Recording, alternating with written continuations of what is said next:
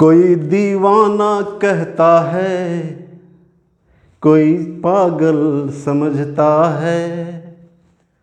कोई दीवाना कहता है, कोई पागल समझता है। धरती की बेचैनी को, धरती की बेचैनी को बादल समझता है। हेलो साथियों, मैं संजय सर आपके अपने परिवार झारखंड वॉरियर में आप सभी को बहुत बहुत स्वागत करता हूं। जोहार, वेलकम। साथियों, मैं जो आज आपके जेपीएससी के लिए खासकर जो अधिकांश स्टूडेंट जो हैं इन चीज़ों में उलझते हैं, आप देखेंगे कि पूरे जितने भी किताब निकाले गए हैं, जितने भी यूट्यूब चैनल में दिखाए जा रहे हैं, सभी में विद्यार्थी परेशान हैं। किसको लेकर के? सीएनटी एक्ट या एसपीटी एक्ट। ये भाई है क्या? लोगों को उलझा के रखे हुए हैं। लेकिन आपको घबराने की आवश्यकता नहीं है। मैं इसे इस तरह से बताने जा रहा हूं साथियों, सिर्फ आप इसे खंड खंड करके अलग अलग टुकड़ों में हम इसे बांट करके आपको ऐसा बताने जा रहा हूं कि आपके दिमाग में जरूर बैठेगा। ये रटने से काम नहीं चलेगा, सिर्फ समझने से काम चलेगा, क्योंकि इसमें इतने अधिक धाराएं हैं कि आप उलझ के रह जाएंगे।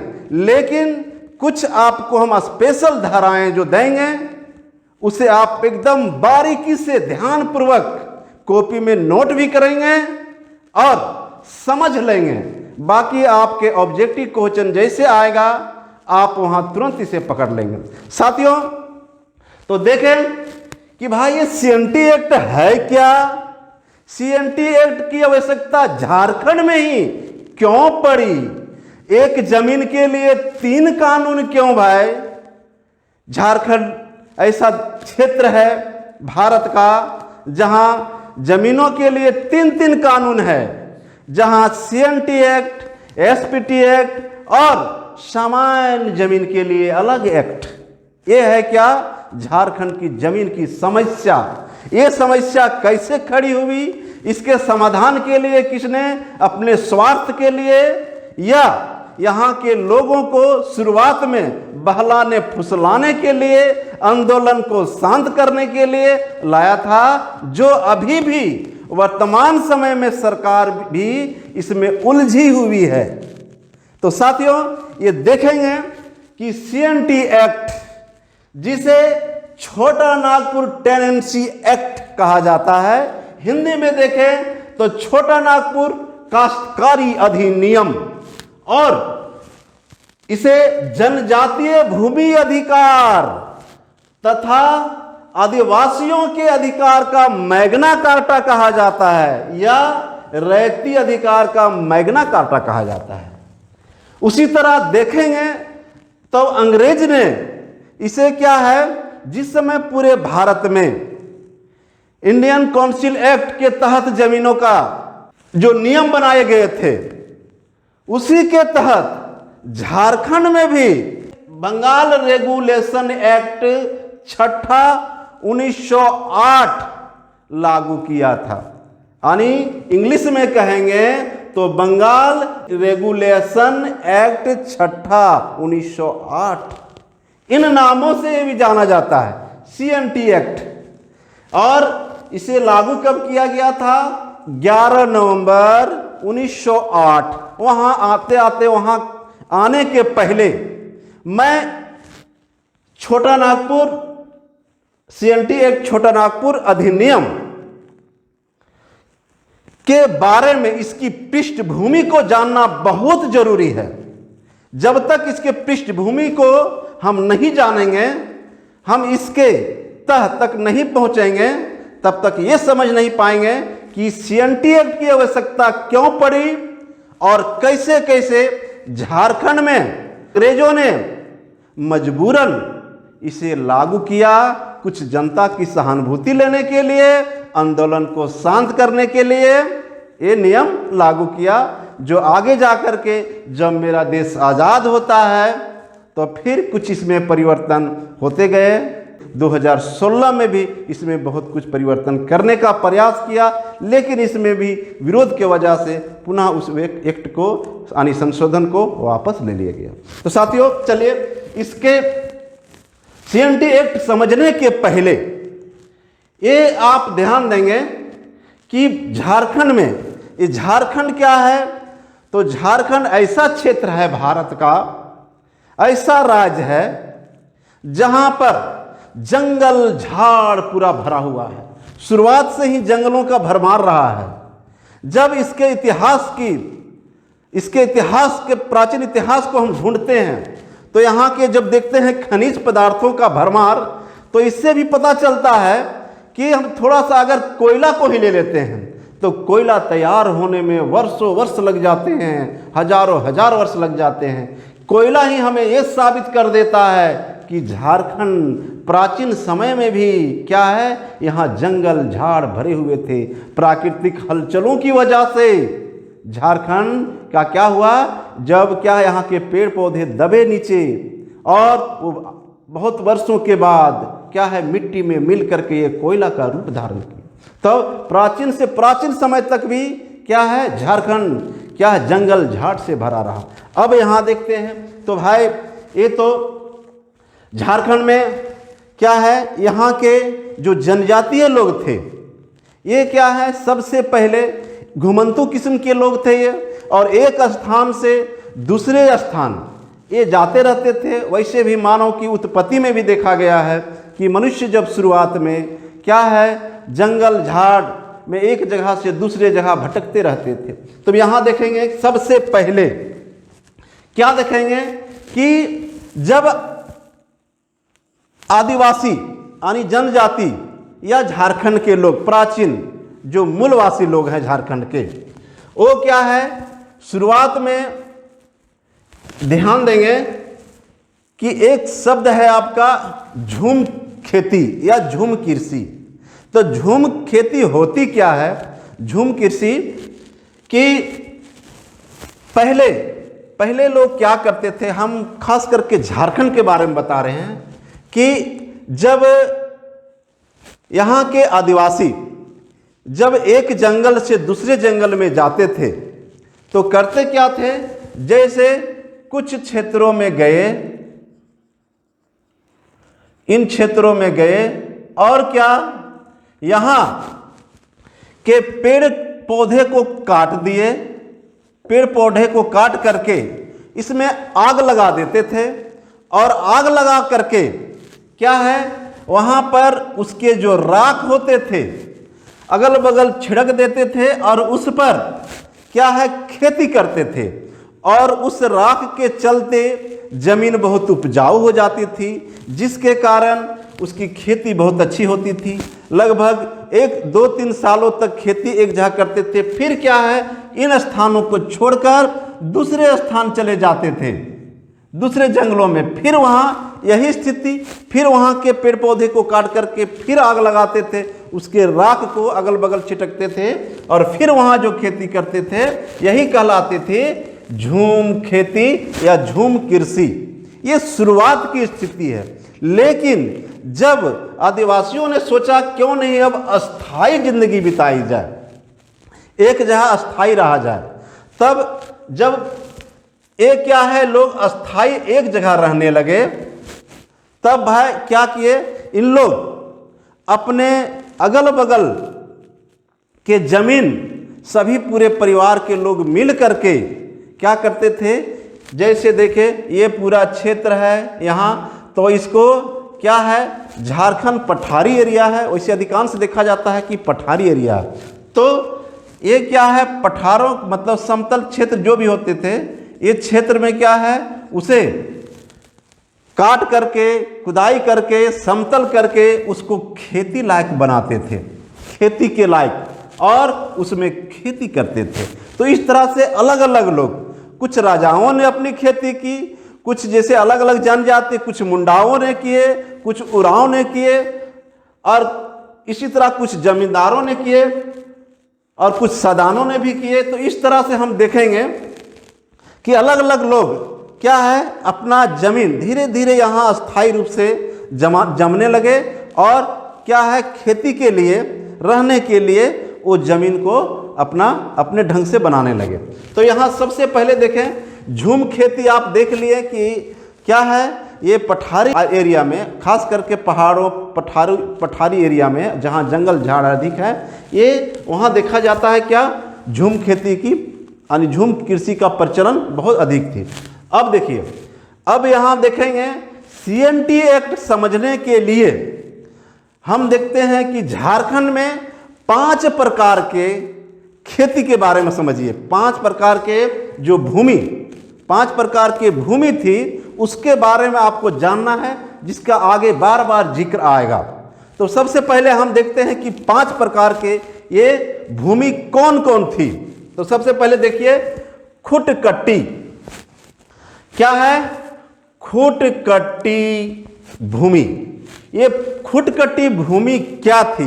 प्रश्न बनता है कि खुटकट्टी भूमि क्या थी भाई। तो यहां ध्यान दीजिए कि अभी भी क्या है कि ग्रामीण क्षेत्रों में, मैं खुद ग्रामीण क्षेत्र से आता हूं और मुझे पूरा याद है कि पहले भी गांव घर में जो कुछ प्रोग्राम करने को होता था तो उसमें कहा जाता है, गांव घर में चंदा भराया जाता है, पैसा भराया जाता है। तो उसमें लोग क्या करते हैं, खूट बांध देते हैं कि इस खूट से 10 रुपया, इस खूट से 10 रुपया, खूटों का नाम रहता है। अब क्या है, एक पूरे परिवार को एक खूट कहा जाता है। अभी भी ये प्रचलन है गांवों में, झारखंड के गांवों में अभी भी एक प्रचलन है कि क्या है, एक परिवार में जितना मेंबर आ जाएंगे, जितने सब क्या है, जितने उसके अंतर्गत परिवार भी आ जाते हैं एक खूट के अंतर्गत, वो क्या कहलाता है, पूरा खूट कहलाता है। एक खूट, दूसरा खूट, तीसरा खूट, अलग अलग खूटों में बांधा गया। तब यहां ध्यान दीजिए कि ये क्या है, खुटकटी भूमि क्या होती है। तो खेत बनाने वाले को जो खेत बनाया जाता है, पूरे कहिए कि इस क्षेत्र है, अब यहां इसको खेत के लायक बनाया। तो कौन बनाया? तो बहुत सारे खुट के लोग मिल के बनाए, यानी बहुत सारे परिवारों के लोग मिलके बनाए। और तो इसको बनाने वाले को क्या कहा जाता है? तो अब खुटकटीदार कहा जाता है। खुटकटी भूमि को बनाने वाले को क्या कहा जाता है? खुटकटीदार कहा जाता है। खुट का मतलब क्या होता है? एक परिवार से संबंध, यानी खुट का मतलब होता है एक परिवार। उस परिवार में जो भी मेंबर हो, जितने भी मेंबर हो, उससे मतलब नहीं है, वो पूरा एक परिवार क्या कहलाया? खुट कहलाता है। अब यहां ध्यान दें, ये खुटकटीदार व्यवस्था जो है ये किस जनजाति से संबंधित है? तो खुटकटीदार व्यवस्था मुंडा जाति से संबंधित है। कौन? ये मुंडा जाति संबंधित। मुंडाओं के द्वारा जो खेत बनाए गए वही कहलाया खुटकटी भूमि। तब यहां देखें जो इनके उल्लेखनीय प्रगति मानी जाती है। अब दूसरा देखते हैं, जो दूसरी भूमि थी, ये है भुइहर। भुइहर जमीन, इधर देखें खुटकटी भूमि, दूसरा है भुइहर भूमि। तो भुइहर भूमि भाई, जिस प्रकार खुटकटी में देखे क्या है, जमीनों को काट करके उसे बहुत मेहनत से कटिंग करके बना करके उन लोग खेती योग्य बनाया उसको, वो खुटकटीदार कौन? मुंडाओं के द्वारा। लेकिन वही स्थिति यहाँ देखते हैं भुइहर में। जो उरांव जनजाति के लोग थे वो भी क्या है, जिस क्षेत्र में वो बसे, जिस क्षेत्र में रहे, वहाँ क्या है, वहाँ को जमीनों को, वहाँ के जंगल झाड़ को साफ करके वो क्या है, पूरे को खेती लायक बनाए, रहने लायक बनाए। वही कहलाया, क्या कहलाया? भुइहर जमीन। भुइहर जमीन। तब ये क्या है, उरांव जनजाति द्वारा बनाई गई थी। भुइहर जमीन किस जनजाति से संबंधित है? तो उरांव जनजाति से। खुटकटी व्यवस्था किस, यानी खुटकटी भूमि किस जनजाति से संबंधित है? तो मुंडा जनजाति से। आगे देखें कि भूमि पर जब इस तरह की भूमि तैयार हुई तो क्या है, इसका मालिक यानी स्वामित्व की अवधारणा एक व्यक्ति को नहीं होता था। यहां देख रहे हैं कि जो भी पूरे उरांव जनजाति लोग मिल करके कोई पर्सनल नहीं बनाते थे।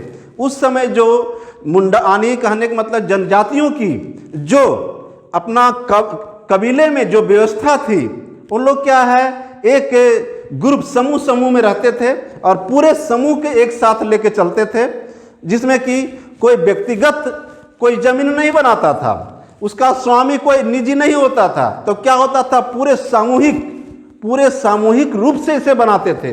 तब क्या है, भूमि पर स्वामित्व की अवधारणा सामूहिक थी। कैसी थी? सामूहिक, सबों का हक होता था, क्योंकि सभी लोग मिल के बनाते थे उस जमीन को। और देखें तो क्या है, निजी भूमि जैसी कोई व्यवस्था नहीं थी, किसी की निजी भूमि नहीं होती थी। ये होती थी कैसी भूमि?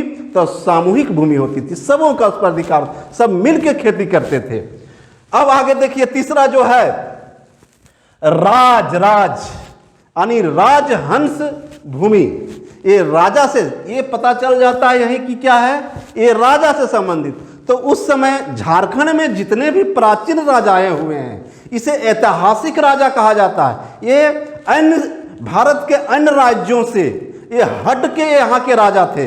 ये स्वतंत्र रूप से अपना राज स्थापित किए थे और अपने क्षेत्रों में रहते थे। तो यहाँ ध्यान दें कि राजाओं के द्वारा भी राजाओं ने अपने उपयोग के लिए जिस भूमि का विकास करवाया उसे ही क्या कहते हैं? राजहंस भूमि कहते हैं। तो राजहंस भूमि, यहाँ राज शब्द है तो राजा से पकड़ना है कि राजहंस भूमि किसके द्वारा बनाया गया था, किससे संबंधित है? ये राजाओं से संबंधित है। राजाओं के द्वारा जो भूमि बनाई गई अपने खेती के लिए या अपने रहने के लिए, जिस तरह की भूमि बनाए, पेड़ पौधे साफ करके ये अच्छे ढंग से बनवाए, वही कहलाती है राजहंस भूमि। तो राजहंस भूमि किसके द्वारा बनाया गया? राजाओं के द्वारा। जो यहाँ क्षेत्रीय स्तर पर राजाएं थे, उन लोग भी अपने रहने, खेती करवाने, जो भी करने के लिए बनवाए थे, वो राजाओं द्वारा, वो राजहंस भूमि कहलाए। नेक्स्ट है चौथा, देखिए कोडकर भूमि। ये क्या है? कोडकर। तो ये कोडकर भूमि किससे संबंधित है? तो आप सुनते होंगे सदान। जैसे अब इसके बारे में हम आगे बताएंगे कि सदान लोग कैसे आए, अंग्रेज लोग झारखंड में कैसे आए, किधर आए, क्या कारण बना जो अंग्रेजों ने झारखंड में प्रवेश किए, क्या उनकी इच्छा थी और कैसे कैसे उसमें बदलाव हुआ। लेकिन यहाँ देखें कि कोडकर भूमि ये क्या है? आदिवासी यानी जनजातियों के अतिरिक्त जो भी यहाँ के मूल निवासी हैं यानी गैर जनजाति, वो क्या कहलाते हैं? सदान कहलाते हैं। ये भी एक तरह से यहाँ मूल निवासी है। कुछ इतिहासकारों ने कहा है कि जिस प्रकार यहाँ असुर लोग जो सबसे प्राचीन जनजाति के असुर हैं, उससे पहले भी यहाँ कुछ सदान जनजाति के लोग रहते थे। लेकिन चलिए यहाँ देखते हैं कि सदानों द्वारा बंजर भूमि, फर्स्ट में देखेंगे बंजर भूमि, परती भूमि, खील भूमि और टांड। बंजर भूमि, परती भूमि, खील भूमि और टांड, ये सब जो इस तरह की जो भूमि थी, जो कोई लायक के नहीं थी, उसे सदानों ने मेहनत करके, कोड करके क्या है, उसे खेती लायक बनाया, जिसे कहा जाता है कोडकर भूमि। तो कोडकर भूमि किससे संबंधित है? तो सदानों से संबंधित है। ऑप्शन रहेगा आपका कि उरांव से है, मुंडाओं से है, राजाओं से है, जमींदारों से है कि सदानों से है। तो वहाँ ध्यान देना है कि कोडकर मेहनत कर कहे एक तरह से पूरा मेहनत किया, किसने? सदानों द्वारा। तब सदानों द्वारा बंजर भूमि, परती भूमि, खील भूमि और टांड को खेती योग्य बनाया कोडकर, वही कोडकर भूमि कहलाया। ठीक है। तो क्या है, रहने लायक भी बनाया और खेती रहने लायक भी ये बनाए और खेती करने लायक भी। तो ऐसी भूमि क्या कहलाई? कोडकर भूमि कहलाई। अब है पांचवा जो है ये मंझियस भूमि। हो सके वहां दे दे मांझी भी कि ये किससे संबंधित है? मांझी से, मुंडा से, उरांव से, जमींदार से। तो आगे देखिए किससे है। तो मंझियस भूमि किससे संबंधित है? तब सभी लोग बना रहे हैं। यहाँ मुंडा जनजाति के लोग खुटकटी बना रहे हैं, उरांव जनजाति के लोग भूइहर जमीन बना रहे हैं, राजा लोग राजहंस भूमि बना रहे हैं। तब यहाँ देखें सदान लोग कोडकर भूमि बना रहा है। तो भाई जमींदार काहे पीछे रहे? तो जमींदार लोग भी क्या है, जैसे भी बनाए, आदमी लगा के बनाए, जैसे बनाए, कहा इन्होंने भी अपने लायक भूमि को बनाया और बनवाया। तो जमींदारों द्वारा जो भूमि बनाई गई उसे कहते हैं मंझियस भूमि। तो यहाँ हम लोग देखिए 5 प्रकार की भूमि। पहले आदिवासियों ने झूम खेती का प्रचलन शुरू किया। झूम खेती में होता था कि एक स्थान से दूसरे स्थान चले जाते थे, लेकिन धीरे धीरे एक जगह अस्थायी रहने लगा, लोग अस्थायी रहने लगा। तो वहाँ क्या है, वहाँ के ज़मीनों को कोड़ करके, मेहनत करके, समतल करके खेती योग के साथ साथ रहने योग्य बनाया। तब इस तरह की भूमि अलग अलग, जैसे फिर एक बार हम इसे दोहरा देते हैं कि खुटकटी किन जनजातियों द्वारा बनाई गई जमीन है? तो मुंडाओं द्वारा। भूइहर किस जनजातियों द्वारा बनाई गई जमीन है? तो उरांवों द्वारा। राजहंस किसके द्वारा बनाई गई भूमि है? तो राजाओं द्वारा। कोडकर भूमि किसके द्वारा बनाई गई भूमि है? तब सदानों द्वारा। और अंतिम में मंझियस भूमि किससे संबंधित है? तो जमींदारों द्वारा। अब हम तब यहाँ ध्यान देंगे कि अगर अधिकांश मटेरियल आपको जेपीएससी के लिए लेना है तो आपको इससे जुड़ना पड़ेगा। किससे? झारखंड वॉरियर के टेलीग्राम ग्रुप से जुड़ना पड़ेगा। 9000 से ऊपर लोग जुड़ चुके हैं, उसमें अलग से मटेरियल प्रोवाइड किए जाते हैं। आप जरूर जुड़ें। किससे? झारखंड वॉरियर के टेलीग्राम ग्रुप से आप जुड़ के देखें। उसमें बहुत आपके लिए मेहनत की जा रही है और दिन दिन में 2-3 बार आपके लिए उसमें टेस्ट कराए जा रहे हैं। आप जुड़े तो आप जुड़िए, और आपकी जो परेशानियां हैं आपको तैयार कैसे करना है, ये आपका झारखंड वॉरियर जिम्मेवारी लेता है कि आपको कैसे तैयारी करवाएं। आप एक बार जरूर ध्यान दें कि झारखंड वॉरियर के टेलीग्राम में जुड़ें, उसके बाद आपकी जो भी परेशानी है उससे जुड़ कर आप दें। ये तो एक झलक है, आपके अधिकांश मटेरियल टेलीग्राम ग्रुप से दिए जा रहे हैं। ठीक है, बाकी अब हम सीएनटी एक्ट के यहाँ कैसे कैसे सीएनटी एक्ट प्रवेश किया, कैसे यहाँ अंग्रेजों द्वारा लागू किया गया, नेक्स्ट वीडियो में हम दिखाएंगे।